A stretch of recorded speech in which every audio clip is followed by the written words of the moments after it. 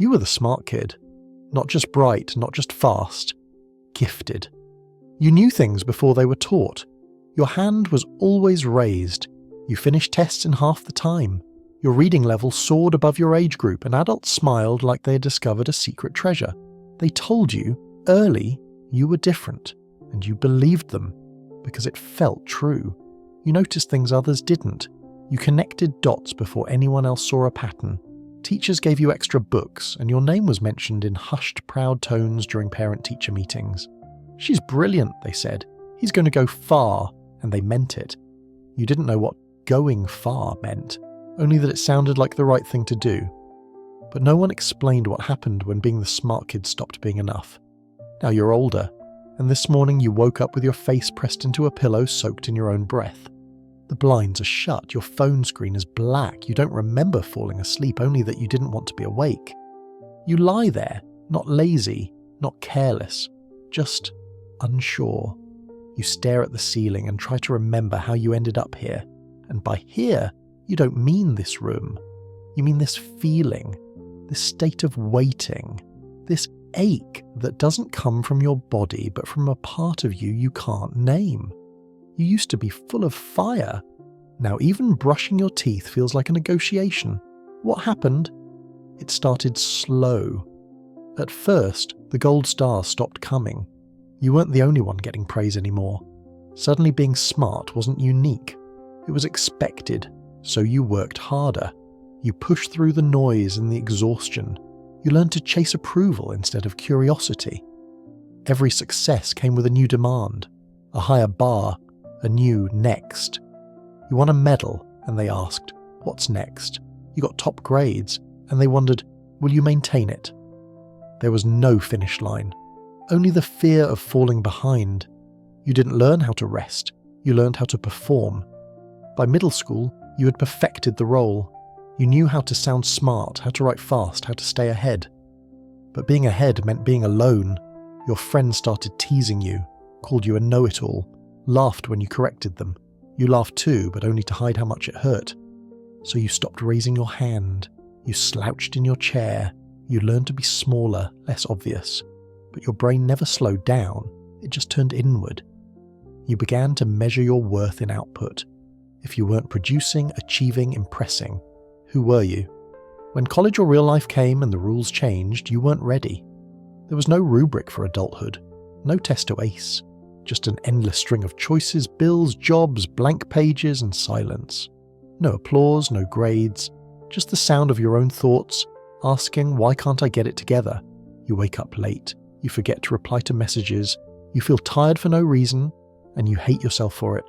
But here's the truth. You're not lazy. You're not broken. You were just never taught how to be a person. Only a promise. They raised you on a future version of yourself.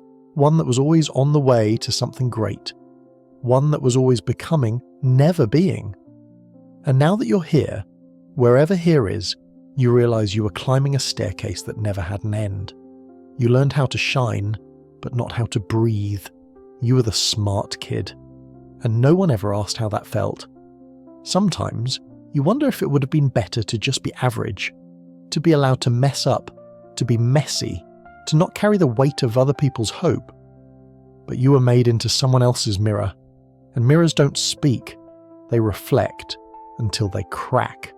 And that's where you are now, a little cracked, a little tired, a little lost, but still here, still breathing, still capable of learning something new, like how to be soft, or how to be still, or how to be you, not the gifted version, not the future legend, just the one who got up today. And maybe, for now, that's enough. Maybe, for once, you don't need to prove anything. Maybe this is the part where you finally exhale and whisper, "I don't need to be brilliant today, I just need to be kind to myself." You don't remember when it started, only that it never really stopped. The sinking, the drift, the quiet forgetting of how to function. You used to get up with purpose. Now you wake up and wait. Wait for a reason to stand, wait for a message that pulls you out of bed, wait for someone to notice the silence you're drowning in. But the phone stays quiet.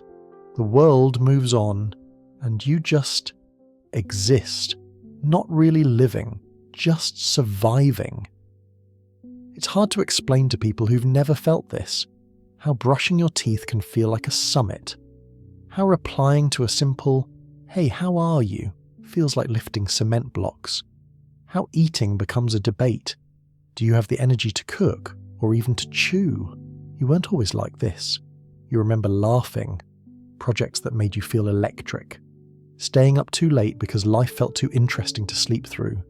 But now you're tired, and not the kind sleep fixes. Sometimes you scroll through old photos and see a version of yourself that felt so sure. That smile at graduation, that certificate, that dream job interview. You were full of potential.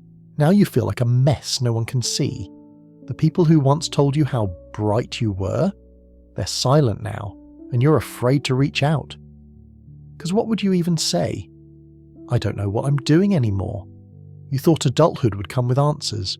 Instead, it came with bills, unanswered emails, and a job you can't stand. You sit through meetings with a frozen smile, say things like, "I'm fine," or "just tired," because that's easier than admitting the truth. You feel like a fraud. You're not thriving. You're pretending. Every praise feels like a lie. Every compliment makes your stomach twist. Because if they really knew you, knew the dishes in the sink, knew the days you haven't showered, knew how often you fantasize about disappearing, they'd take the praise back, so you get quieter. You stop responding to group chats. You cancel plans. You mute birthdays, ignore texts, and pretend it's just a busy week. But it's not a week. It's been months. And the worst part, you start to believe maybe this is just who you are now. Not brilliant. Not ahead. Just another adult with faded promise. You tell yourself to try harder. So you make a to-do list, clean the desk, download a productivity app, but the list sits untouched. The desk gets cluttered again. The app sends reminders you ignore. And then the guilt. Oh, the guilt. Because if you're so smart, why can't you fix this? If you had so much promise, why can't you find your way? You start to hate that word. Promise. It used to feel like a crown. Now it feels like a chain. You lie in bed again. Another day, another silent collapse. The blinds are still shut. The world still spins. And somewhere deep inside you, a voice whispers, maybe this is all I'll ever be. You don't believe it fully, but you don't fight it either, because fighting takes energy, and right now you don't even have the strength to argue with your own mind. You just want peace, even if it means disappearing. But here's the quiet truth, the one you can't see through the fog. This isn't who you are, it's where you are. You haven't failed. You haven't lost your worth. You're in a place that requires tenderness, not toughness. You're not broken, you're overwhelmed. And somewhere beyond this collapse, beyond the shame and stillness, is a version of you who remembers how to breathe. They're waiting, not to be great, but just to feel okay again. And that's not weakness. That's survival. That's hope, hiding in the quiet.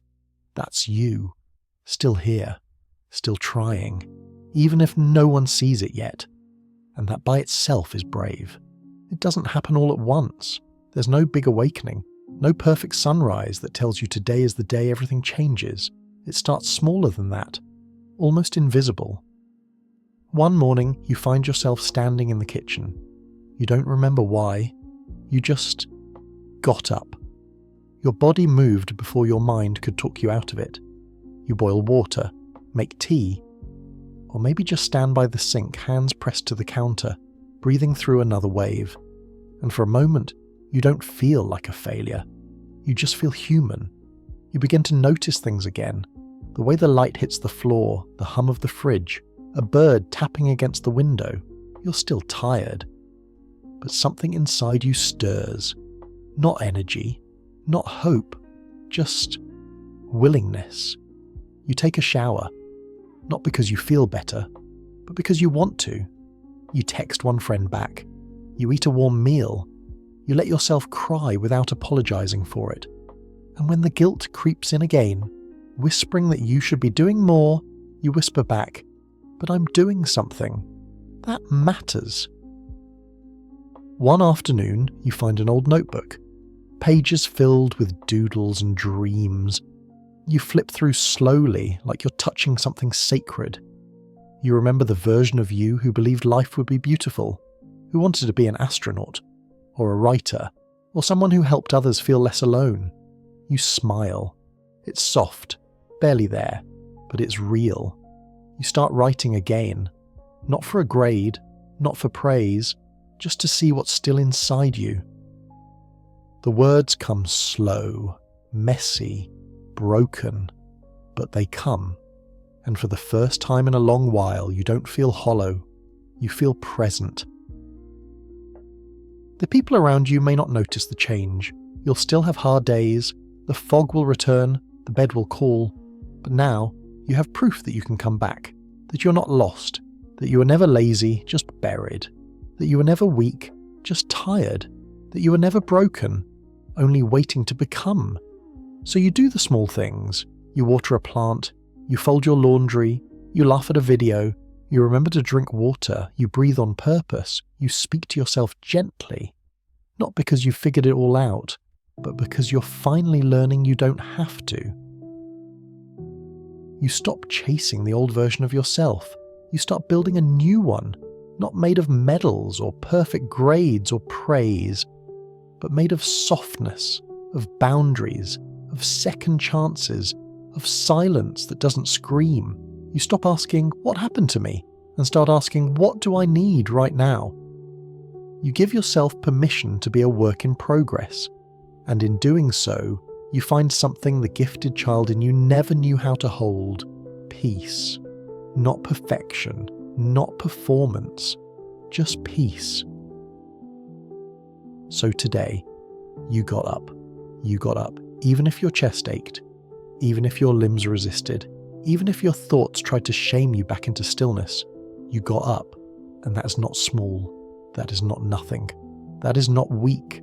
That is the quietest kind of courage. The kind no one sees but you.